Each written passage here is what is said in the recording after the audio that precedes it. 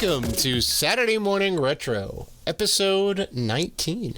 Before we start the show, we want to thank all of our wonderful fans who have supported us. And if you want to show support for the Rated G Network, you can find us on Patreon at patreon.com/Rated G for Gamers. You can also find us on YouTube, Twitter, Instagram, and Facebook at Rated G for Gamers.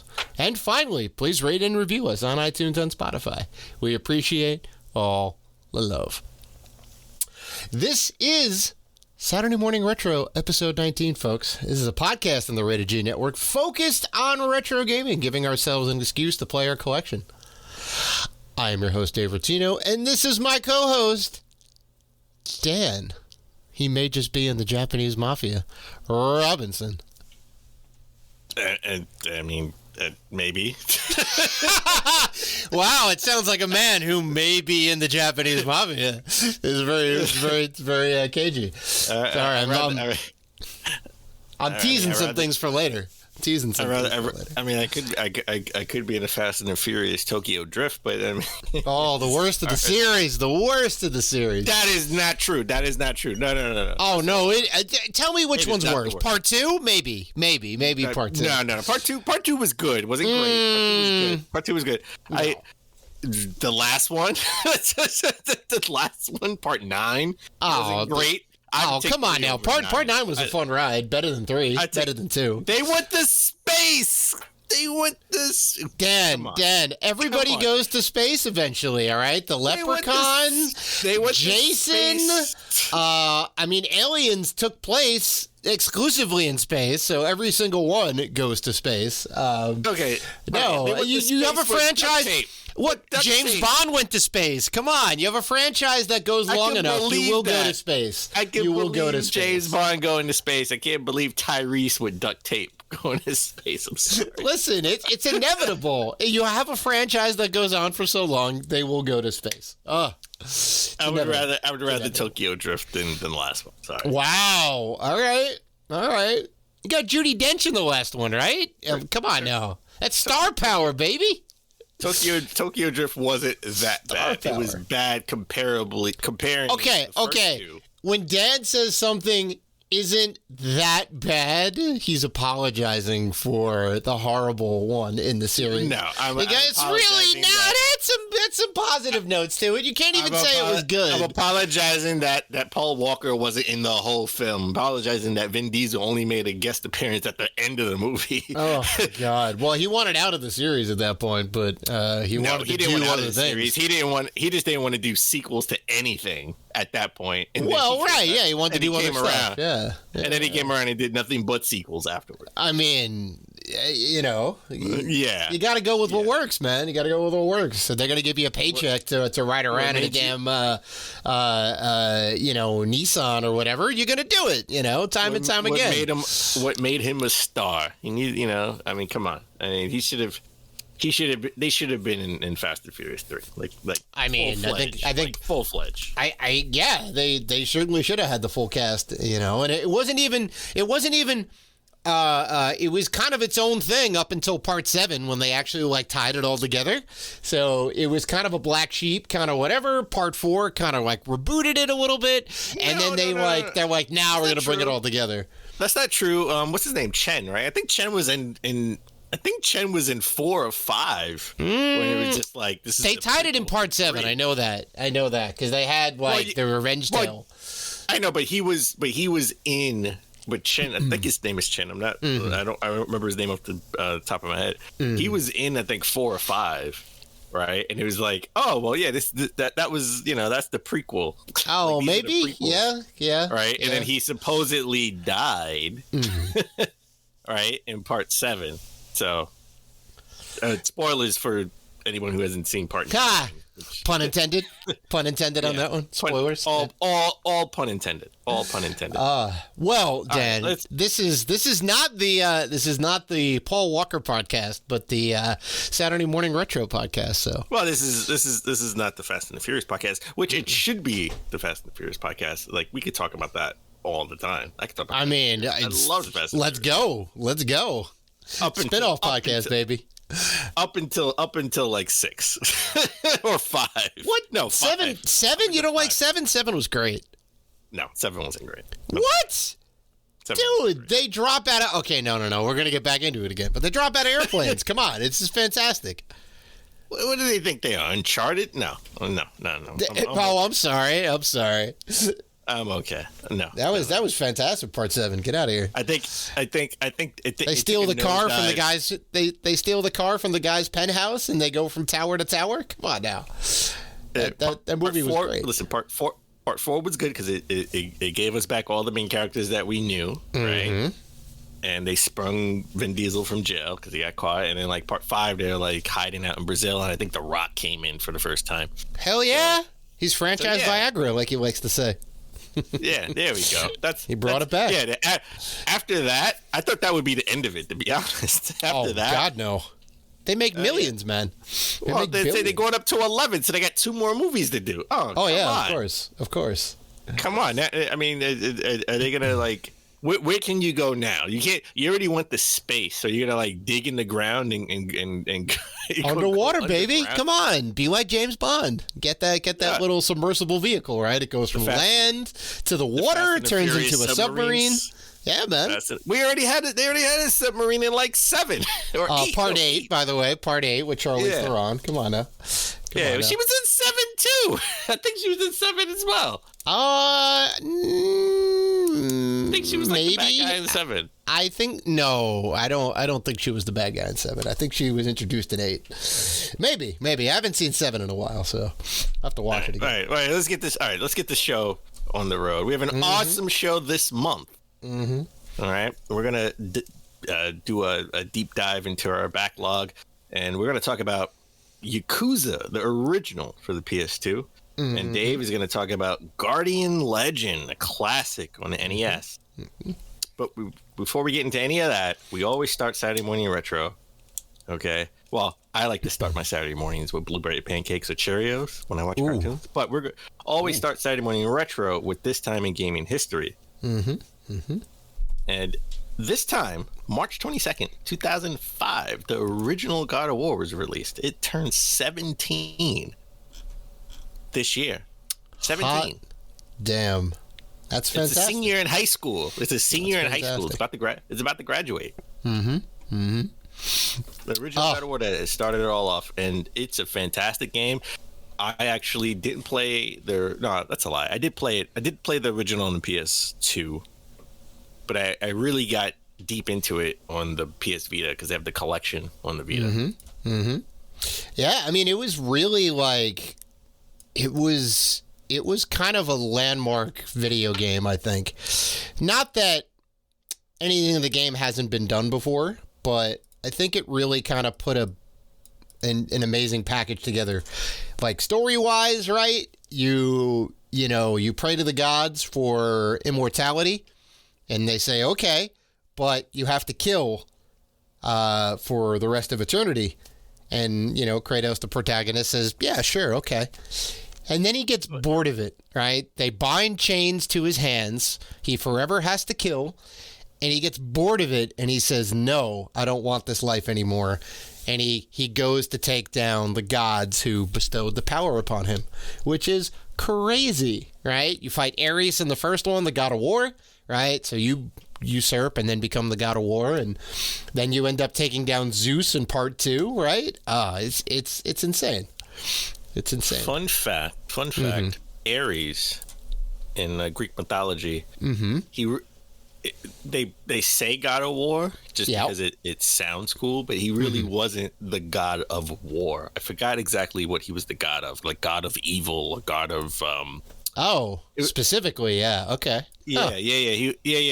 God of War is just the translation because it sounds better, right? But he wasn't the god of war. He was like the god of like evil or mayhem or something like that. It was something along those lines. I totally forgot it.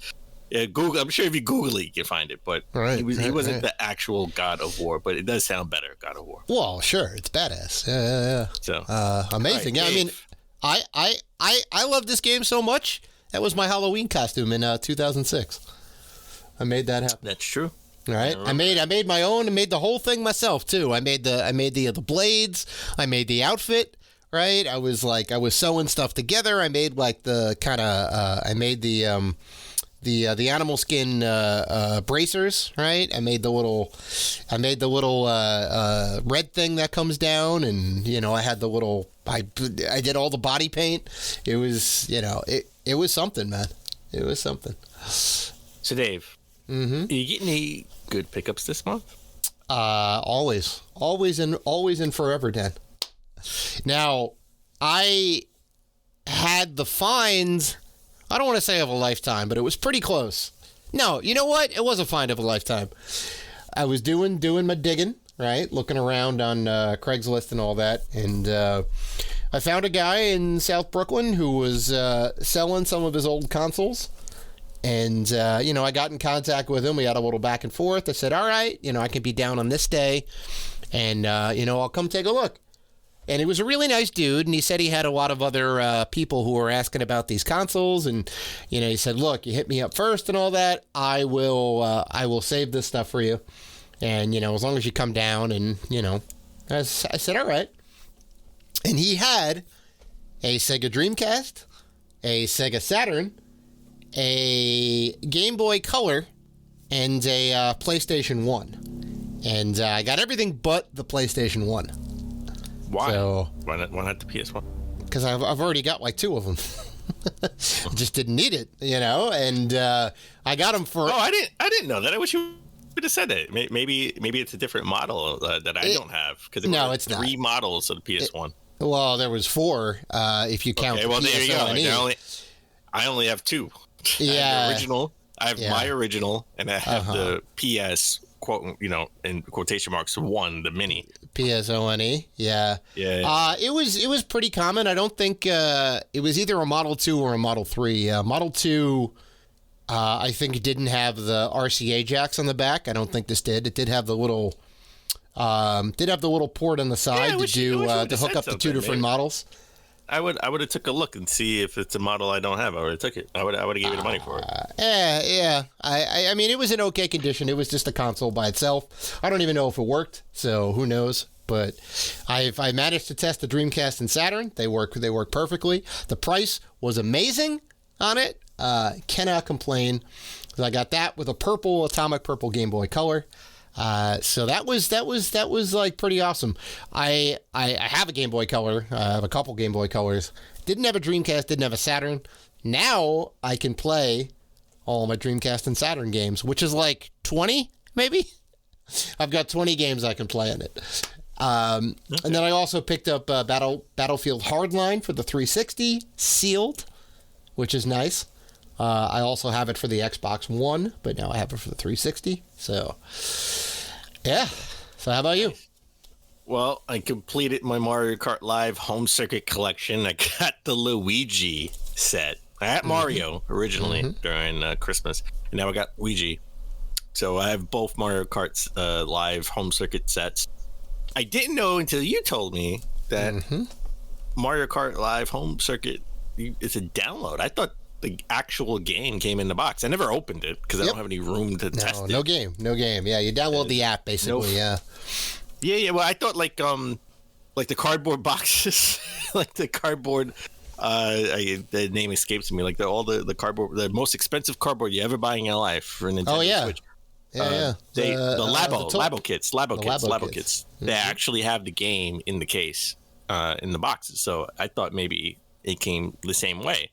But no. Yeah. I mean, like it makes sense. You save on money, right? Why put the physical in there as much as we would want a physical disc and all that when you can just make it a download app, right? Because you got to be online anyway. 20 years from now, these won't be usable if that's the case. They'll just be Mario and Luigi in a cart. I mean, you're not wrong, because you do need the app to connect to you need the app and you need the Switch to make the connection to the cart, and then that's how you move around. You use the actual Switch, and then you get the little camera view from the top of the vehicle. Yeah, so we'll see. That's a ways off, hopefully. So a couple of well, no, last episode you talked about the last Saturday morning episode. You talked about Goodwill isn't dead. That's right. You brought some holy grails from Goodwill. You just got to get lucky, right? Well, you know what? GameStop isn't dead either. Okay, because I went to GameStop, and I picked up Need for Speed Most Wanted for the PS3. Nice. That's nothing. It got, $10, whatever, right? No big deal. Mm-hmm. I got College Hoops 2K8 for the PS3. And I got it for $20. And at first I wasn't going to take it, and then I looked online. This game goes for $100 to $150. Mm-hmm. That's crazy. Yeah. And they had it for like $20. Yeah. So that's amazing. Definitely had to pick up that. Mm-hmm. And I know what you're saying. Dan, will you ever play this game? Yeah, it's a better possibility of me playing this game than any other Madden game. No. I wasn't going to say. I know exactly why you bought that game, because of the price. I would never play that game. I would play the game over any Madden game. Like, I'm terrible at football games. I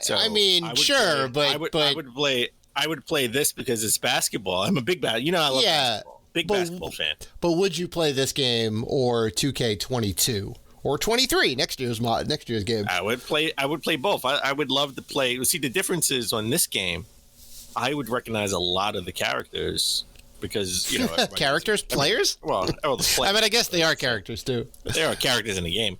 Because it's 2008, right? Like, I mean, that's what, almost 14 years ago that all those guys are in the NBA. Well, most of those guys, or a lot of those guys, are in the NBA now. So I would be familiar with the players.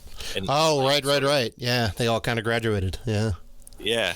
So I would play this over any like NCAA football game or any Madden games. I'm just terrible at football games. Right. I really am. Right. Like I went back and I played those original games that Sega had, football games they had for the Dreamcast, and they looked great. I just sucked at it because I'm just not good at football games, setting plays and actually following through with it. So right. I'm super happy about that. So I'm super happy I got that in collection.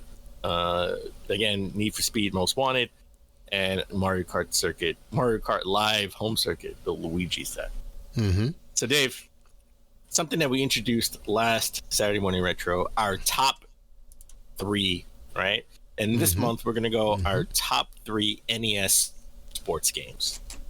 Yeah. So, what would be your top 3 NES sports game? Okay. So I want to preface this before getting into my top 3, and I chose these specifically, right? Because there's a number of sports titles for the NES, right?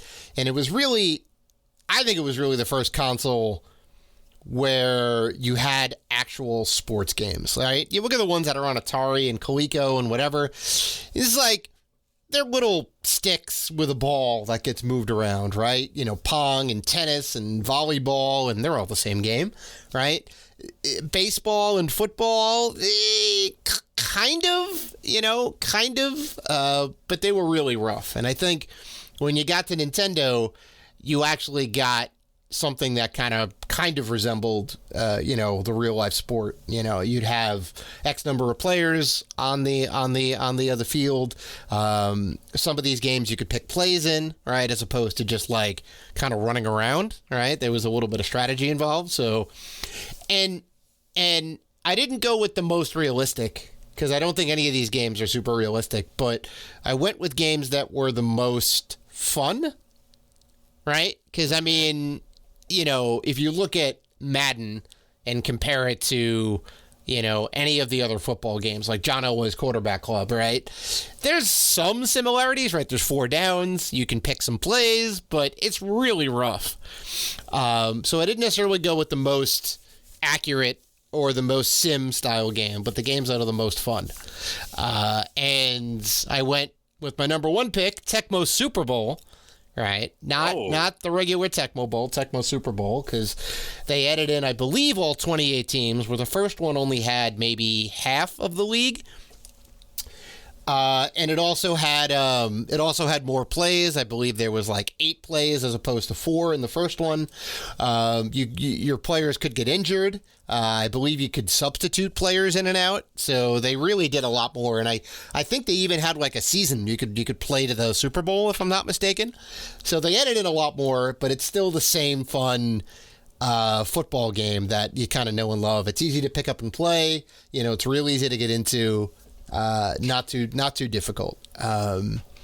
My second game is Blades of Steel, which is Konami's hockey series. They made a couple of Blades of Steel games. That game was amazing. It was a step up over the Nintendo ice hockey, right? When you got into fights, sometimes you would go to like the side-scrolling thing and you'd actually kind of duke it out. You did have real world teams, and instead of just like countries like in ice hockey. So it was mostly Canadian teams with some in the Northwest.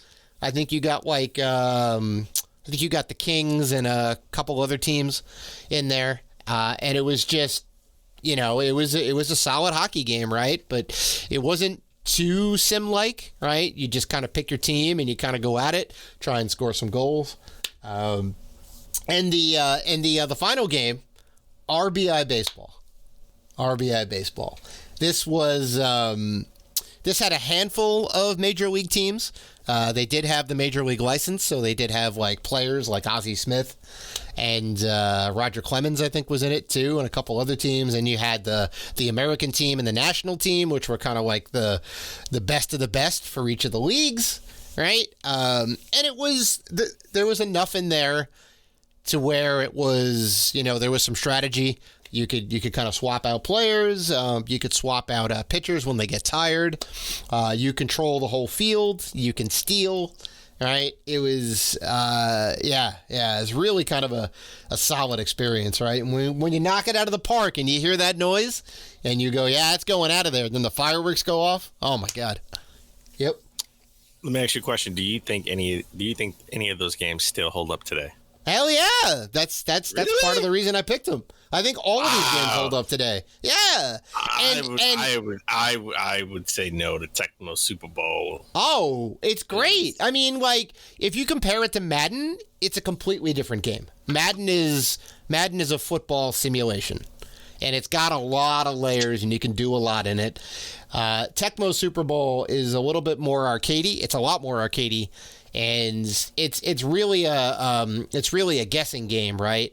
You basically have to guess what your opponent is going to pick, and it's like a percentage, right? So because you're looking at the same plays, so I think he's going to run, and you have a quarter of a chance or a 16th of a chance or whatever it is to like pick the right play, right? As like your defense, and then it like kind of plays out. You have a little bit of control over your guys and whatnot when they're kind of running around. But yeah, man, I would play that game in a heartbeat today. Hell yeah. Okay. So my top 3. It's funny because when we were doing our picks, and I said, I got my top 3 easy. I didn't realize they would all be sort of combat sports type games, right? So. Karate Champ. Okay. My first pick is Karate Champ. Okay. Arguably the first tournament fighter game. Correct. Right around the time of Karate Kid, right? Oh yeah, yeah. Karate was up on high. Everyone wanted to be. Everybody wanted to be martial arts. Well, you didn't know about martial arts. You knew karate, right? That's right. That's right. Everything was karate and Bruce Lee. And I loved this game growing up. I thought, it was frustrating. Don't get me wrong. It was frustrating. It was a frustrating game where you're like, no, I hit you first, and you got hit. Playing with friends. But I love this game come up, and it does bring back so much nostalgia for me. And I think I broke my original NES controller over this game. Oh my God. Yeah, because I'm like, I effing hit you first. I know I did. So. Karate Champ, definitely lots of frustration, nostalgia, but I think the game is still great. Sure. And I think the game definitely holds up today. Gotta have Mike Tyson's Punch Out. Boxing. Yeah, Mike Tyson's Punch Out. Classic. Yeah. And I think it kind of falls in line with the fun factor, right? Because it's not. I mean, it starts off kind of like a boxing game, but then it just turns like ridiculous. Well, come on. I mean, but you see Little Mac like training, and you see him running, right? Mm-hmm. And he has the trainer, and he's like giving you it's like giving you advice. Oh yeah. You're like some little character on screen, and all your opponents are bigger than life characters. Oh, they're like three times the size of you. Yeah, it's ridiculous. Whatever boxing promoter put on these matches, wow, that guy's certainly stacking the deck in favor of your opponents. Was this the first Mario game that he was in that he wasn't playable? Like, was this the first one? Oh, like first game where Mario was in where he wasn't a playable character. Right. There was Mario Brothers, Super Mario Brothers, Donkey Kong, Wrecking Crew. He was still Carpenter Man in Donkey Kong, Wrecking Crew. Right? Sure. Yeah. I mean, I think this may be the first. I guess, cameo appearance, and he wasn't even supposed to be in it. They like snuck him in there, I guess, against Nintendo's wishes or whoever, the internal devs who were putting it together. And I think they found out way too late, and they had to keep him in there. And it turned out to be great. It's like Mario's refereeing the bout, right? Yeah. Yeah. And then pro wrestling. Oh no, I'm not picking any WWF game. No, sucked. Pro wrestling, definitely still just as frustrating as the rest of the wrestling games, right? Mm-hmm. But come on, Starman. I still love playing a Starman. Yeah, the wrestling moves, and this was really, I thought, like one of the premier wrestling games. Oh, 100%. I think still to this day, people proclaim how great pro wrestling is. Right, it was very much a Japanese wrestling game through and through, but it was amazing. Like they really kind of did it right. With that said, let's take a break. When we come back, we're gonna dive deep into our backlog and talk about Yakuza and Guardian Legend.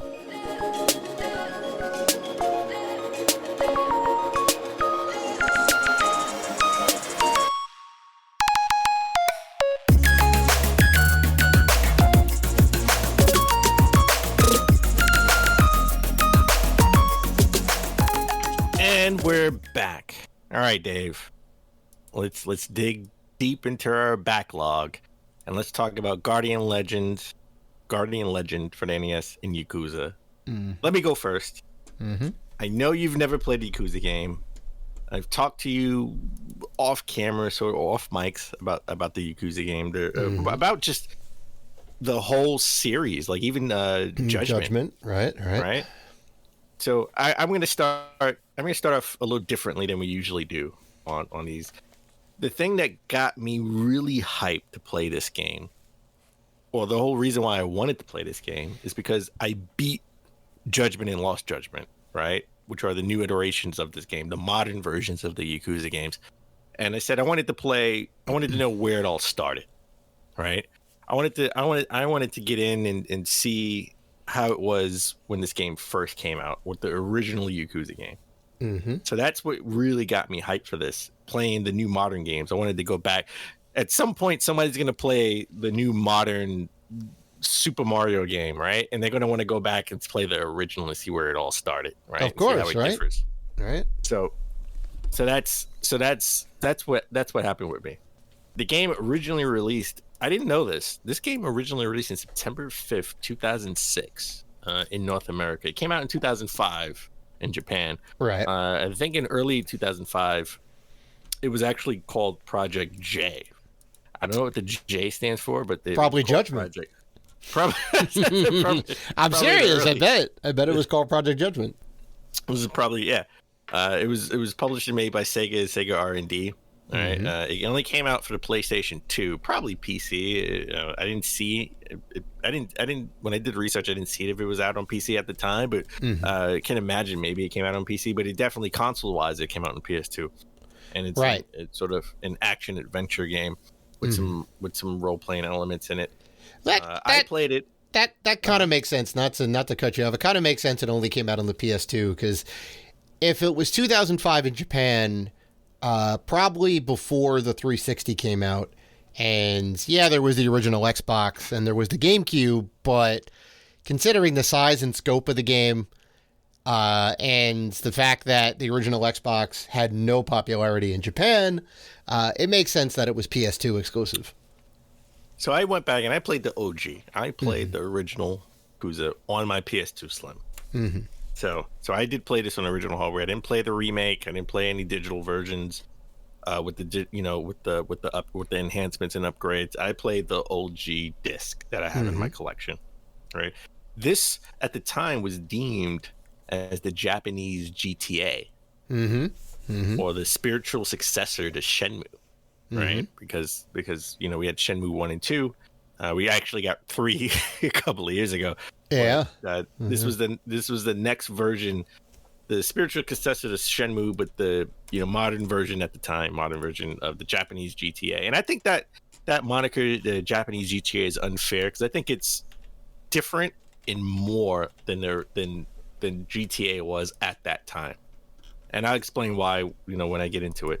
But I didn't realize they had some stars for the American voiceover dubs, right? They had Mark Hamill and Michael Madsen. Hey, all right, there you go. That's some star power right there. Wow. Yeah. Wow. So I tell you this, Mark Hamill never starred in a GTA game. That's true.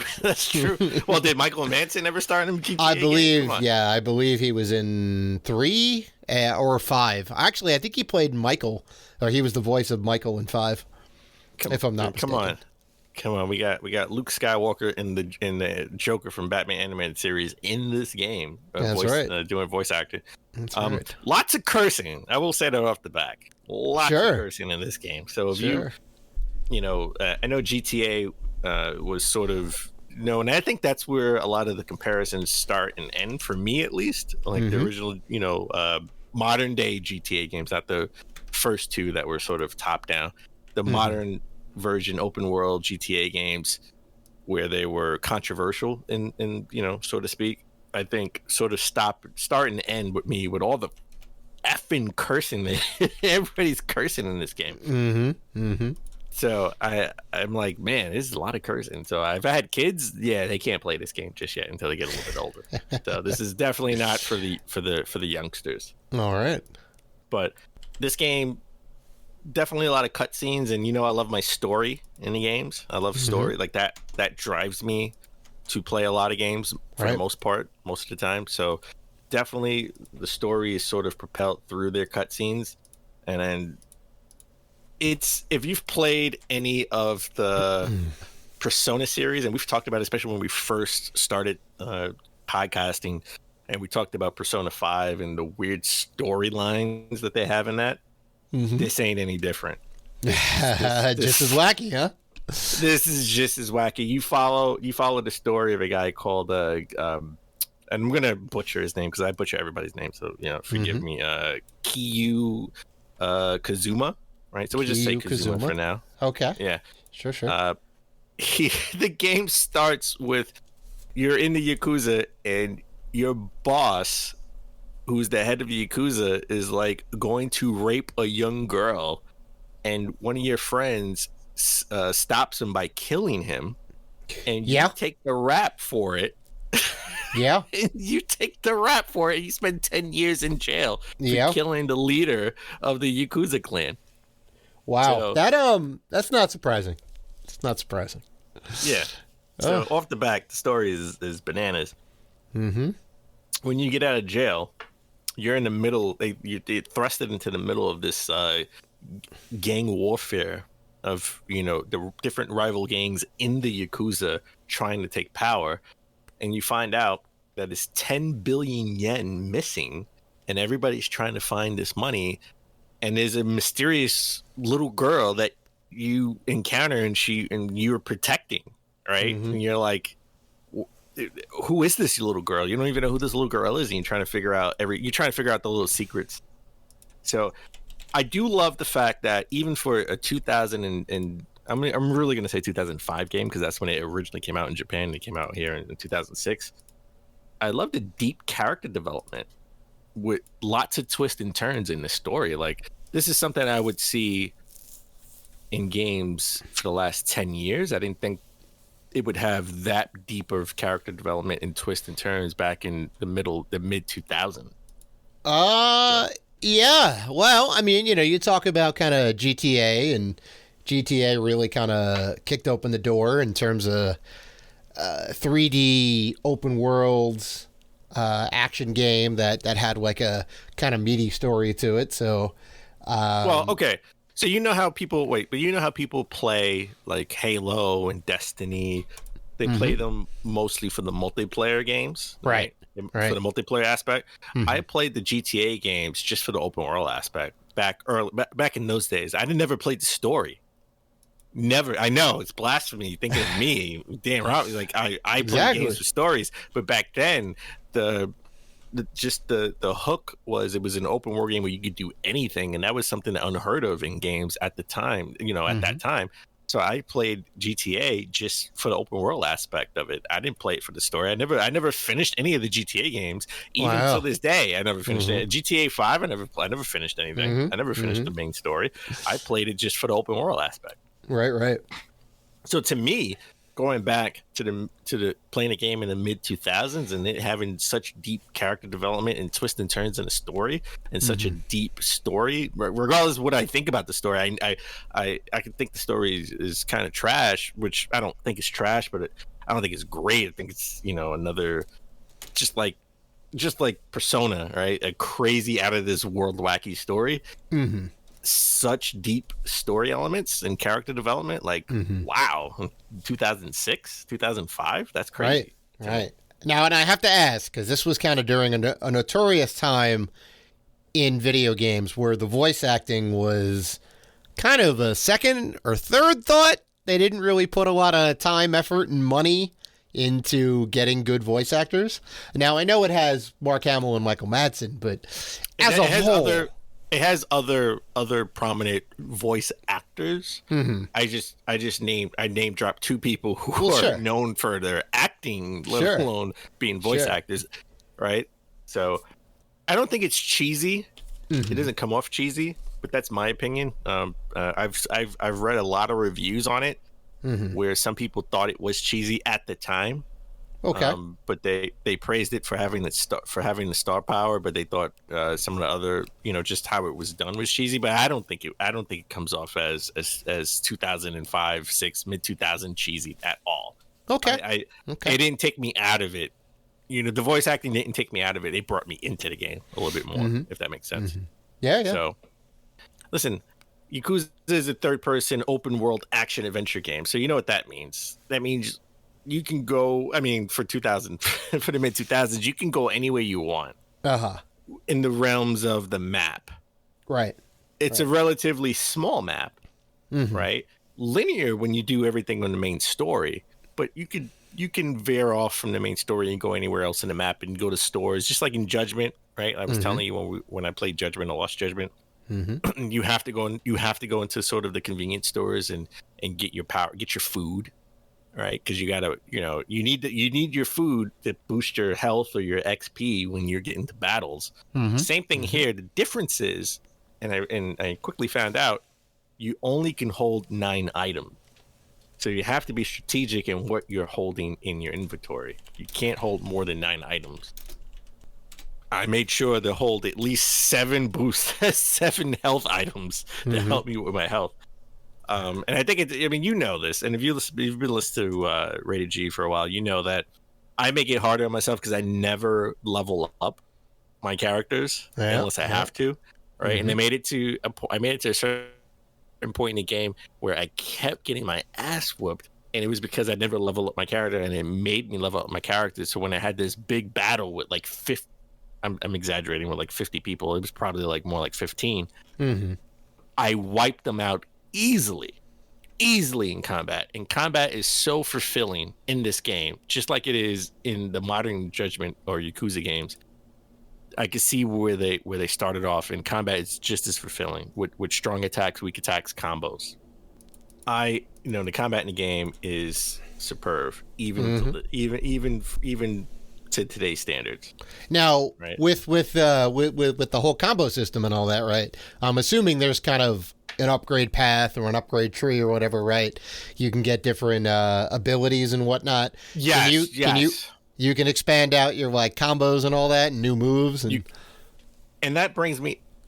You can. I mean, it incorporates role playing elements with the experience gain. From combat, you can level up your character, right? And that brings me to the thing that I least liked about this game, going back to an old PS2 era, mid 2000s game, the load times, because they're going to be bad.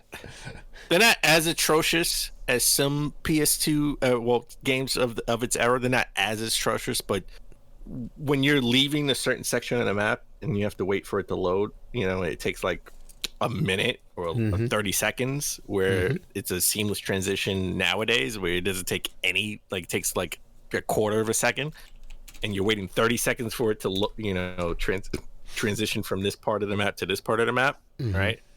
I would say the thing that's annoying is the random battles. The more you get into the story, the more you level up, the more random people will come up to you and want to pick a fight with you. And you can't, in the Judgment games, you can run from that. Okay? Like you can run from a fight. This game, you can't run. As soon as you hit and they start talking trash to you, you got to fight them. You can't run from it. You got to battle. That's the one thing I don't like when I'm trying to sort of move forward in the story. And then I got like 10 random battles because I'm at the bottom of the map and I have to go to the top of the map. And every time I go, there's somebody that's trying to pick a fight.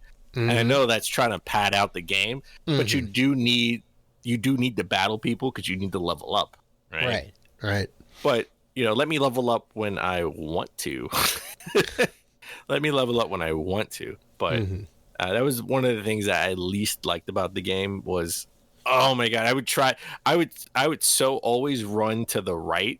Here's a little trick. Always stay to the right of the screen. And, like if you're running up or whatever, because they come to you from the left, and I try to just like keep running so I can get to another part of the screen. Because once you get to another part of the map, they go away, right? Yeah, they go away. They just despawn. Yeah. So you can do some side stuff on here too. Like they have a lot of side stuff where you can do batting practice. You can do cage fighting to level up as well. Gambling, and nice. you can go to the brothel and go on dates. Oh, hey now, little hot coffee, up in here. You can go on some dates. And just like the time, the only way you can save is if you go to the phone booth. The phone booth is your chance to save the game, unless you go to the safe house. Okay, wow, that's definitely of a time, phone booths. Now I know I know the game doesn't take place, like you said, it came out 2005, 2006. I know it doesn't take place, like it takes place in the 90s, right? In like the mid 90s. Yes, it is of that time period. Okay, so having phone booths around, especially in Japan, super common, right? Cell phones were just becoming like a thing that people had on them at all times. So you do have a cell phone. You have a cell phone, I will say. Is it a Nokia? It's got to be a Nokia. I don't remember. I bet it's a Nokia. I don't remember, I'll be honest, but you do have a cell phone on it. And look, graphically, I played it on my computer monitor, right, on my PS2 Slim. So graphically, it's definitely detailed backgrounds and character mods of the time, right? Like, because as I'm playing the game and I'm looking at it and I'm writing it down and I'm writing little notes down because I know we're going to talk about it in Saturday Morning Retro. I have to remember when this came out, right? Like I'm not playing the upgraded version. So some of the main character models look superb for the time, but the NPCs just look crazy. That's a very crazy. Yeah, that's a very common technique, right? Because who cares about the guy in the corner standing up against the wall, right? You're probably not going to get up to him and ask him questions and all that. He's just there for window dressing. But you do need those guys, because there's certain guys in the corner that are just chilling on the street, or homeless guys that you got to talk to that will help you, that are guides for the game. Oh, okay. Funny enough, they're like homeless guys or random guys that you talk to, and they'll be like, "Well, I think you need to go to that building over there because that may, like so you can talk to a lot of people, which I was shocked for a 2005 2006 game where you can run up to people and just talk to them and get information. So that's kind of crazy. They just look crazy if they're not in character, right? Because they're just NPCs. I was also impressed with sort of the background noise, the background sound, like the sound effects. The sound development, sure. Yeah. I mean, as soon as you hit a battle, you get that fight music and get you up and amped, and you're ready to battle, right? And you're ready to fight. But just like the overall like background noise, it sounds like you're actually in the city. Nice. And okay. That's pretty cool, right? Like I love the fact that if I was playing this in 2006, I would be like, oh my, like that's crazy. Like the background noise is so realistic. Right. It feels like you're in a big metropolis. Yeah. Yeah. So okay. Cool. One of the things I noticed that I couldn't help but notice, so that's why I'm going to mention it here, because I already talked about Judgment. Like in Judgment and Lost Judgment, you have a lot of taxis around, which you have to spend money, but it's not much. It's pretty cheap. Sure. To fast travel, right? Using the taxis to fast travel. You do fast travel in those games in large part because you want to avoid random battles with people. Imagine you have to go from the bottom of the map to the top of the map. You know how many people are going to try to fight you between then, right? Like, so you would fast travel and you would spend the money and the taxi. They don't have a lot of taxis. I know the map is small relatively comparably to future games, right? I can imagine what Yakuza 2 and 3, and 4 and 5 have, how big those maps are. Right. But you really only have like 3 taxis in this game. So, and the map isn't big enough for me to use the taxis. I was like, if you stay to the right of the screen and run, you can avoid 50% of those random battles. Just keep running, right? Nice. So just as a note, just as a side note, they do have taxis for fast travel. It's just the map's not big enough to use it. Right. It's just not. So, I got, when you're playing the main character, he has like, once you power him up and you power the power meter bar, like you can do special moves.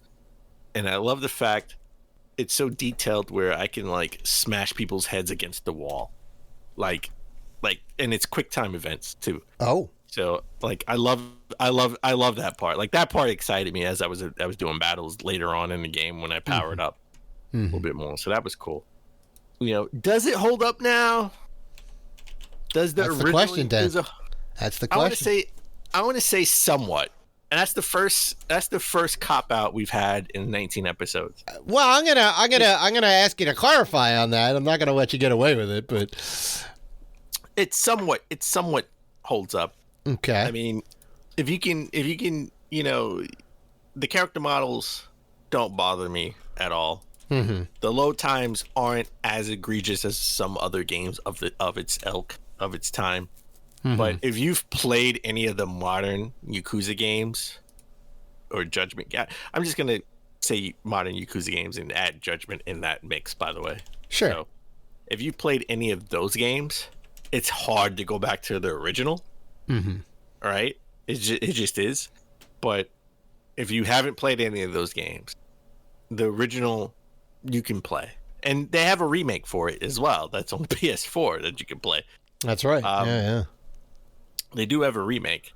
I'm going to say somewhat more on the yes side of somewhat than the no.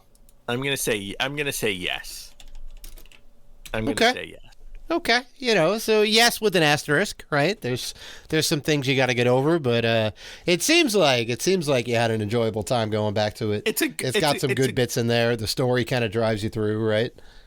It's a great game with lots of twists and turns. They do have some elements where you do have to sneak around. which again, and which is earlier on in the game too. Again, if I played this at the time, I'd have like, whoa, wow.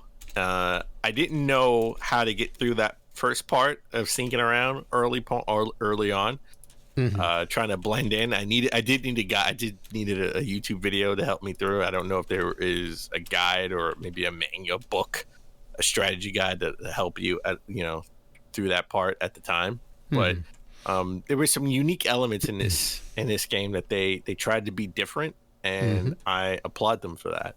So at the time, the PS2 Metacritic score for this was 75, which I think is kind of low. I thought this game would have got more praise. The other games in the series got a little bit higher, but I thought this game would have got a little bit more praise. It did get an 84 user score.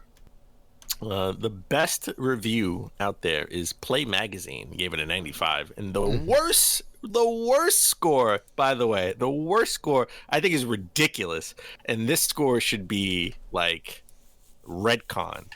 They gave it a 20. From where? Times Online.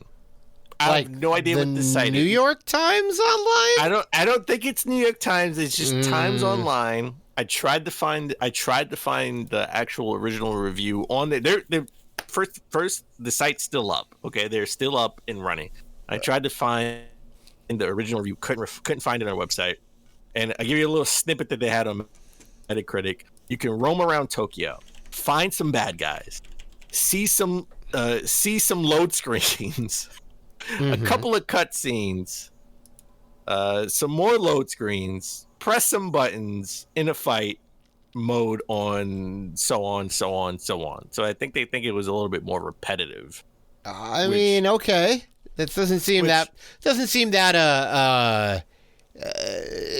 their criticisms need to be expounded upon a little bit more, I think, because I couldn't find an article. I couldn't find a review. This is fair enough. That they had on Metacritic. Right. And I don't think it's fair to this game at that time, because I think this game at that time was revolutionary.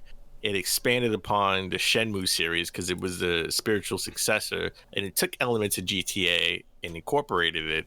Some elements. I don't think this is a Japanese GTA by any means, but they took some of those open world elements that GTA had, and they expanded upon the Shenmue series. And I think it created its own thing, which, again, the combat I think is like on point. The story is a crazy Japanese story, and they gave you a lot of side missions to where it's not repetitive in any way. To me, in my view, I don't think it's repetitive. And you definitely need to level up your character, or you're gonna get your ass handed to you. I mean, yeah, that's with most games. If it's built into the game, then you got to level up for sure. So if I had to give this game a score, if I had to score it, it's always hard to go back into older games to score it for the time, especially if you played the later games in the series, the modern games in the series. So I'm gonna sort of split the difference. I'm gonna split the difference. I'm gonna give it a solid 8. Okay, out of 10. 8 out of 10. 8 out of 10. I'll give it an 8 out of 10. All right. Very nice. I'll give it an 8 out of 10. Especially at the time, I would have given it an 8. Right.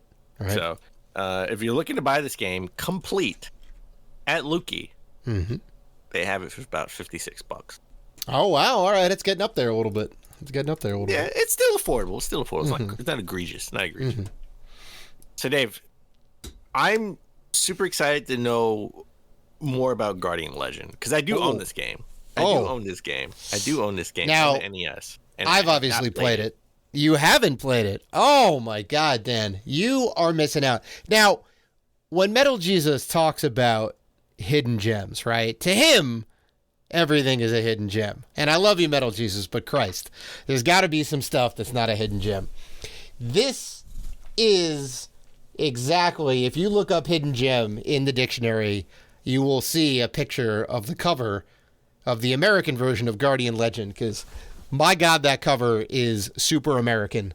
I mean, it's like a giant serpent that's like coming up over the horizon with like lightning bolts coming out of it, and it's all like red and black, and it's like, as a kid, I was like, I want to play this game. It looks amazing just by the cover art. Now, the game is very Japanese, don't get me wrong. It's made by a Japanese company and all that, but they really kind of Americanized the cover. So it's a little different when you get inside, but still just as awesome. So this game was released in Japan February 5th, 1988. Came out in America April of 89, the next year. Developed by Compile, and I'll get into them in just a little bit.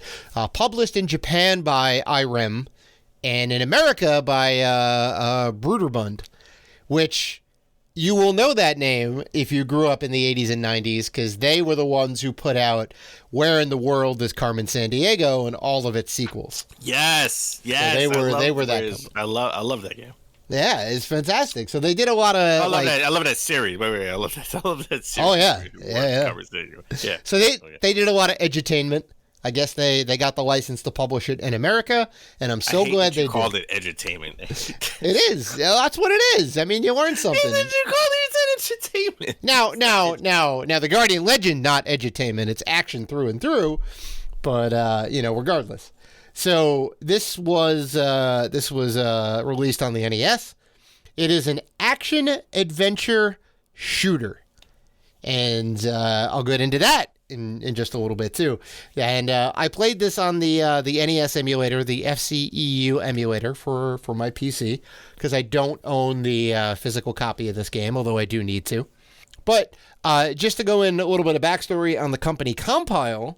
Compile, known by a couple different names. They kind of changed their company name a few times. I did a little bit of research, but Compile, most notably known for their amazing shooter games like Zanuck and Aleste and Blazing Lasers and Spriggan.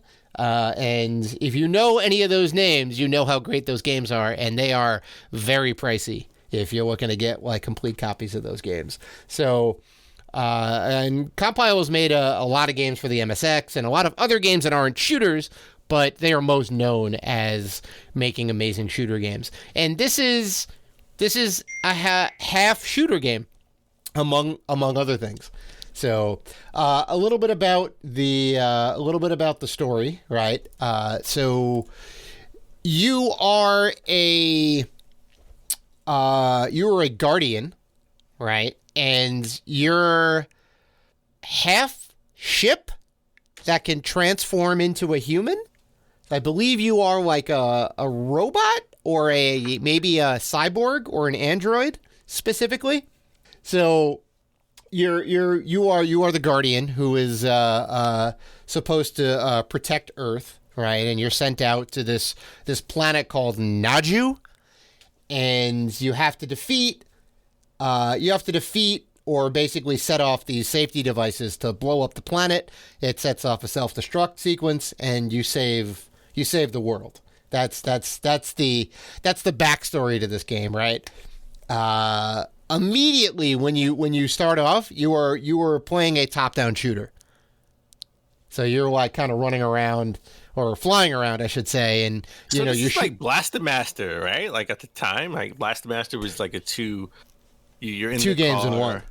Yeah, 2 games in one. So this is like a shoot 'em up Blaster Master style game. That's awesome. Yep. Okay. Yep. Very much kind of genre bending, genre mixing style kind of game. And you start off and you would kind of be right to think, oh, this is just a shooter, right? But you do the whole entire thing. You get to the end. You fight this big boss, which has all these like panels that open up, and you gotta like destroy all the panels. And then you beat it, and you fly past.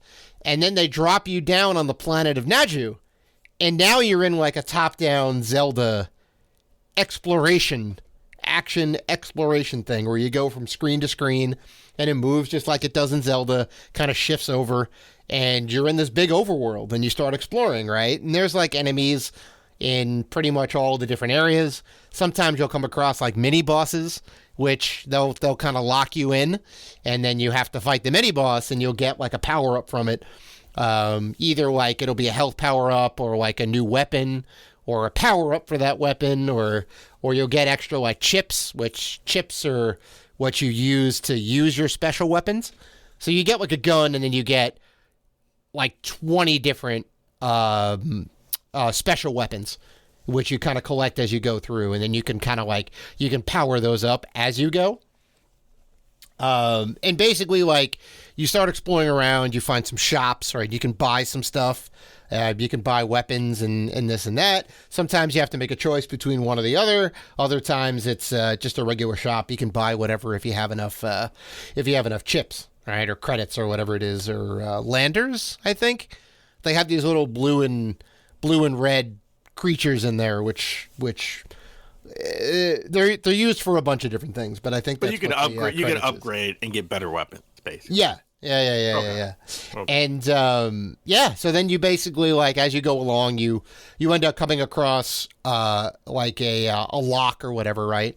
And it's like, oh, you can go in and do another shooting stage, right? You can go in and fight and beat this boss, and then set off another one of the seals or whatever it is, right? There's like 10 different safety seals around, and you can choose to do them, or you can go around them and continue exploring if you have the right keys. But eventually you're going to get locked. You'll get blocked, I should say, and you have to fight.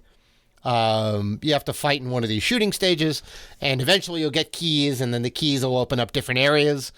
And there's like 7 or 8 different areas, right? There's a desert world and a forest land and a snow land and an underwater area, and all of the shooting stages are also themed around that too. So when you're in the underwater area, you'll fight like, giant crabs and sea creatures and whatnot. So it's it's really kind of ahead of its time. Really kind of like put a bunch of genres together. So it's a little bit of RPG character building, it's a little bit of shooting, it's a little bit of Zelda exploration, right? And that's like the whole entire game.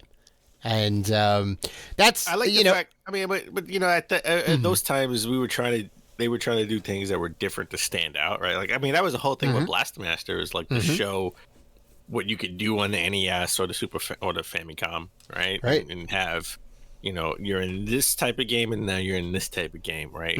This is going to stand out of all the other games out there, right? So I didn't even know that as a kid. I never knew about Guardian Legend. Yeah. So, I mean, there was no Google at the time, so I didn't know about it. I mean, that would have been awesome. I gotta look. Was this like even featured in Nintendo Power at some point? Like, I'm sure it was. Yeah. I know there are a lot of YouTubers who say this is like top 20 best NES games of all time, but I don't remember seeing this in Nintendo Power. I gotta take a look. Yeah. Top 20 may be a little bit generous given the amazing games on the Nintendo. There's a lot of tough competition, is what I'm saying. It is an amazing game for sure, but and that's that's like kind of the general that's the general gameplay loop, right? Some people criticize it for being a little bit repetitive. I disagree because you're always kind of doing something a little bit different, and you can kind of tackle things in the way you want, more or less. Like you will eventually come across like a gate, and you have to like figure out where the key is to like progress. But you almost always have a handful of shooting areas to play, as well as the overworld, which you can kind of like go around, and you can even skip the mini bosses if you want to, right? Like, because it's a little like gate that kind of gets built out around your character, and if you end up going to the next screen before the gate finishes, it's okay, you can just keep going. So they never lock you into anything, which is great. I guess one downside, because since you're building your character up and everything else, you're not going to beat this game in one sitting, right? It's just way too long. So there's no battery backup, but there is a password system. So if you're playing this on original NES hardware, you got to write down the big old password. That's the one thing that kind of sucks. And I don't know if the Japanese version came on the disc. I think it was a cartridge, so I don't think there was a way to save it. I think they also had a password system as well. So that's kind of a one big knock against it. But graphics are good for the time, right? This was late 80s. It's pretty solid. It's fairly colorful for what it is. The boss sprites are varied, even though there's some like palette swaps. So you'll fight some of the same monsters over and over again. But there's enough big boss monsters. There's enough mini bosses that, they kind of keep it interesting. There's enough like regular monster types to keep it interesting. Sound design, not so great. I'm gonna have to be real about it. I listened to the soundtrack on its own, isolated, and I played the game extensively, obviously for the review. But there's a handful of songs which are like really good. Everything else is like okay, like standard. It's like, okay. This is background music. It doesn't really get you as pumped as I think it could have. I will say that. But there are like maybe like 4 or 5 tracks that are like, okay, I like this. And you're going to be hearing them for a while too, right? Because as you're going around the overworld, it's going to play that same music. When you're in the shooting stages, it's at least, 2 or 3 minutes in this shooting stage. So you're going to be hearing iconic. There's nothing iconic on like there's no iconic Zelda theme or anything like that. Not quite at that level. Okay. I mean, like the main theme is pretty good. The the intro music, I should say. The music for the first level was pretty good, and there's a couple other ones, but yeah, it's definitely not the best part of the game for sure. Yeah, and I mean, like if you like Zelda games, if you like shooters, like yeah, I mean you have to try this game out. You gotta. And, I would 100% say this game holds up today. The controls are tight. The exploration is good. The hints in the game, the English translations are good enough. You're able to get the hints that they're giving you because there are some slight puzzle elements. There are certain shooting stages that you need to do certain things to get into, and but they actually tell you about those if you like come across the little blue landers. You'll go into a room and they'll kind of tell you some, oh, here's how you get into this thing, right? And it's easy enough to figure out, okay, what they're actually meaning from that. So 100%, if anybody's interested in kind of one of the OG mashup genre games, highly recommend this game. So that being said, I tried to look up some reviews. This is obviously pre Metacritic, pre any of the like big review sites. So like we all know Nintendo Power is not around anymore. I did try and take a look to see if it hit the Nintendo Power Top 100. It didn't. It did not make the list, sadly. I did look at the list, which included N64, NES, and Super Nintendo games, and it makes sense why the Guardian Legend didn't make the list, because there's a lot of heavy hitters on there, But I did manage to find a review from Honest Gamers. Honest Gamers did a retro review style, and they gave it 4.5 out of 5 stars. And I agree with all of their comments in there. This game is great. It's amazing. And if you want to pick this game up, you can get this game for the low price of $22.97 at Lukey. That is the loose price over at Lukey Games. So it's definitely affordable. Definitely a game that I recommend to anybody to play. 100%. But Dave, Mm-hmm. Dave, Mm-hmm. we don't care about the most important review or rating. Mm-hmm. What do you give it? Oh, I give this game out of 10, 8.5. Okay. 8.5 Wow. out of 10. Yep. Wow. Yep.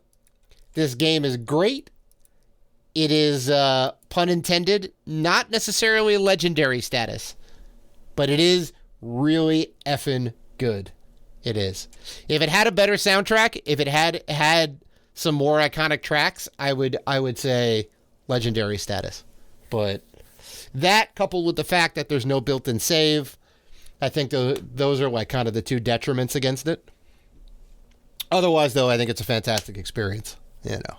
Well, I mean, it does have a. It has a password, yeah. It has a password system. Yeah. So it has that at least, for sure. Okay, that's good. For sure.